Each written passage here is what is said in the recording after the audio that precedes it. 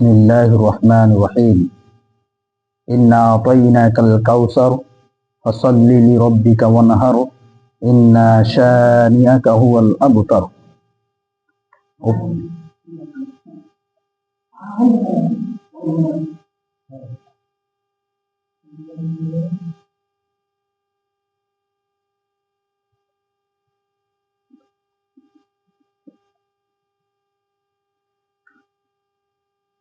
উপস্থিতি, সম্মানিত মসজিদের মুসল্লিগণ, আমাদের পর্বগুলো চলছিল কালকে আজান সম্পর্কে।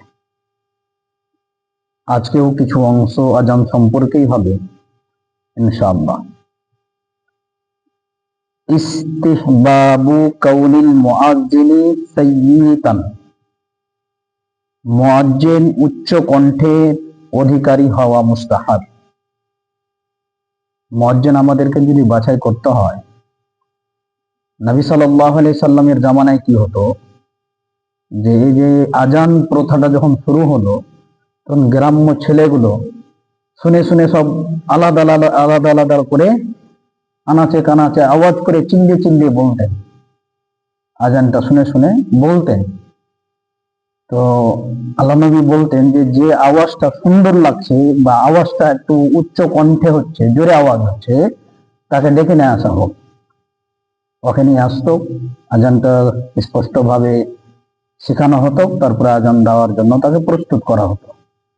অনুরূপ এখনো যদি আজানের ওরকম কোনো লোক থাকে, উচ্চ কণ্ঠ থাকে, ভালো কণ্ঠ থাকে, তাহলে তাকে অগ্রাধিকার দেওয়াটা উচিত, এটা মুস্তাহাব আর কি। হাদিস হচ্ছে ওয়ান আবি মাহজুরাতা আন্না নবী সাল্লাল্লাহু আলাইহি ওয়াসাল্লাম আজাবাহু সাউতুহু ফাআল্লামাহুল আযানা, রাওয়াহু ইবনু খুযাইমা।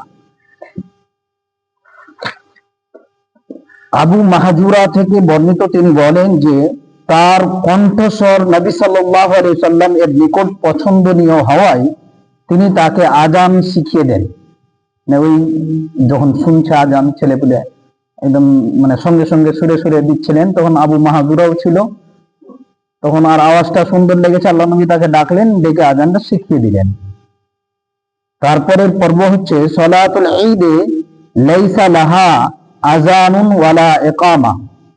ঈদের সলাতের জন্য না ইকামত দিতে হবে না আজান দিতে হবে। ঈদের সলাতের জন্য আজানও নেই, ইকামতও নেই। হাদিস হচ্ছে ওয়ান জাবির ইবনে সামুরাতি রাদিয়াল্লাহু তাআলা আনহুমা قال صليت مع النبي العيدين غير مرة ولا مرتين بغير أذان ولا إقامة رواه مسلم। হযরতে জাবির বিন সামুরা থেকে বর্ণিত, তিনি বলেন, আমি নবী সাল্লাল্লাহু আলাইহি ওয়াসাল্লাম এর সঙ্গে দুই ঈদে, ঈদুল ফিতর ও ঈদুল আজহার একাধিকবার সালাত আজান ও ইকামত ছাড়াই আদায় করেছি। অর্থাৎ স্পষ্ট হাদিস, ঈদের সালাতের জন্য ইকামতও লাগবে না, আজানও লাগবে না। সেরকমই একটি হাদিস আরো রয়েছে, আন ইবনে আব্বাস রাদিয়াল্লাহু আনহুমা ওয়া গায়রাহু, একই হাদিস বিদ্যমান মুসলিমে রয়েছে। তারপরে বলছেন যে মাশরুইয়াতুল আযানি ওয়াল ইকামাতি লিসসালাতিল ফাতিহা ওয়া লিসসালাতিল ফাইতাতি। ছুটে যাওয়া সালাতের জন্য আজান ও ইকামত শরীয়ত সম্মত। ছুটে যাওয়া সালাতের জন্য আজান ও ইকামত শরীয়ত সম্মত। হাদিস ওয়ান আবি কাতাদাতা ফিল হাদিস তাওয়িল ফি নাওমুহুম আনিস সালাতি সুম্মা আযানা বিলালুন ফাসাল্লা রাসূলুল্লাহ সাল্লাল্লাহু আলাইহি ওয়াসাল্লাম কামা কানা ইয়াসনাউ কুল্লা ইয়াউমিন, রাওয়াহু মুসলিম।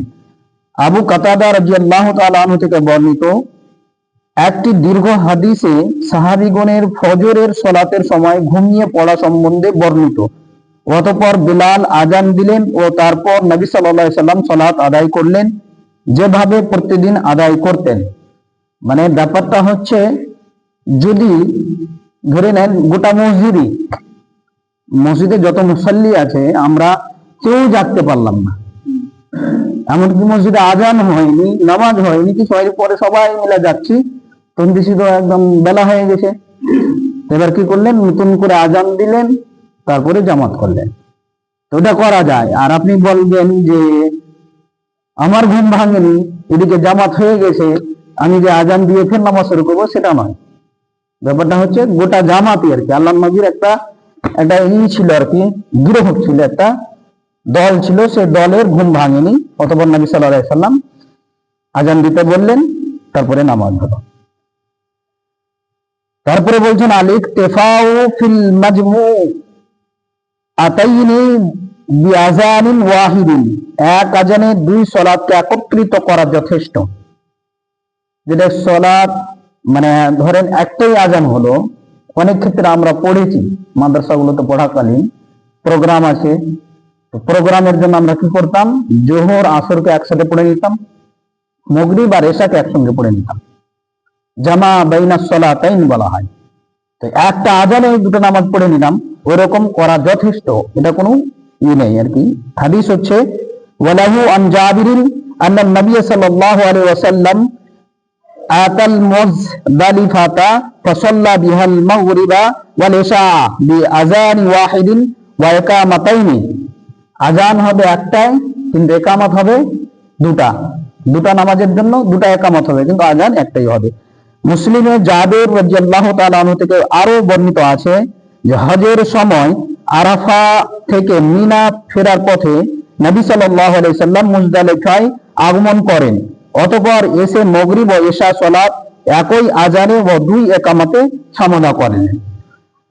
আর একটা হাদিস আছে ওয়ালাহু আন ইবনে ওমর জামা বাইনাল মাগরিবি ওয়াল ইশাই বিইকামাতি ওয়াহিদাতিন زاد أبو داود لكل صلاة وفي رواية له ولم ينادي في واحدة منهما। মুসলিমে ইবনে ওমর হতে আরো আছে যে নবী সাল্লাল্লাহু আলাইহি ওয়াসাল্লাম মাগরিব ও ইশার সালাত এক ইকামতে জামা একত্রিত করে আদায় করলেন, কিন্তু আবু দাউদ প্রত্যেক সালাতের জন্য কথাটি বৃদ্ধি করেছেন, এবং আবু দাউদে এক বর্ণনায় আছে যে দুই সালাতের মধ্যে কোনো একটিতে দ্বিতীয় সালাতে আজান দেওয়া হয়নি।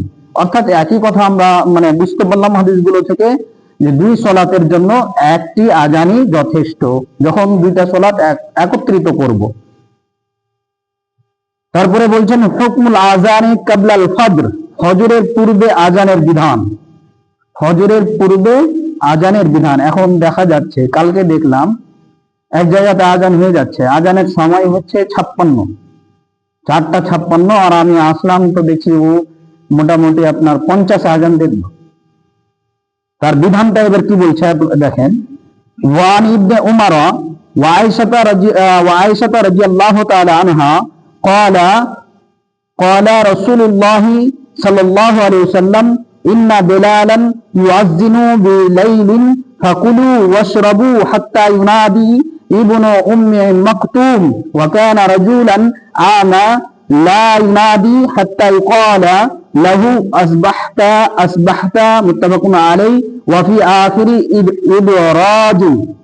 হযরত ইবনে ওমর ও আয়েশা রাদিয়াল্লাহু তাআলা আনহা হতে বর্ণিত, তারা বলেন যে আল্লাহর রাসূল সাল্লাল্লাহু আলাইহি সাল্লাম বলেছেন, বেলাল তো বস্তুত পক্ষে রাতে সুবহে সাদিকের পূর্বে আজান দেয়, অতএব তোমরা পানাহার সাহারি খাওয়া করতে থাকো যতক্ষণ না ইবনে উম্মে মাকতুম ফজরের সালাতের আজান দেয়। তিনি ছিলেন অন্ধ, তাই আসবাহতা বা সকাল করে ফেললেন না বলা পর্যন্ত তিনি ফজরের আজান দিতেন না। এই হাদিসে শেষাংশে কিছু ইদরাজ বা রাবির কিছু বক্তব্য নবী সাল্লাল্লাহু আলাইহি ওয়াসাল্লাম এর কথার সাথে সন্নিবেশিত হয়েছে।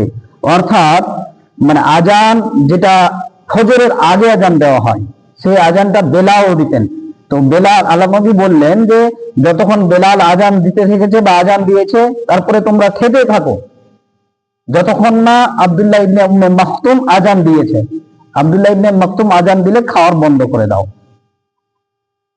তারপরে বলছেন হুকমুল আযানি ক্বাবলা তাহাক্কুকি দুখুলিল ওয়াক্তি, সময় আগমন নিশ্চিত হওয়ার পূর্বে আজানের বিধান। وعن ابن عمر إن بلالا أذن قبل الفجر فأمره النبي صلى الله عليه وسلم أن يرجع فينادي على إن العبد نام رواه أبو داود وضعفه। ইবনে ওমর থেকে বর্ণিত যে বেলাল ফজরের সময়ের অল্প পূর্বে আজান দিয়েছিলেন, ফলে নবী সাল্লাল্লাহু আলাইহি সাল্লাম তাকে এই বান্দা অবশ্য ঘুমিয়ে গিয়েছিল বলে ঘোষণা দিতে নির্দেশ করলেন। আবু দাউদ একে জয়ীফ বলেছেন।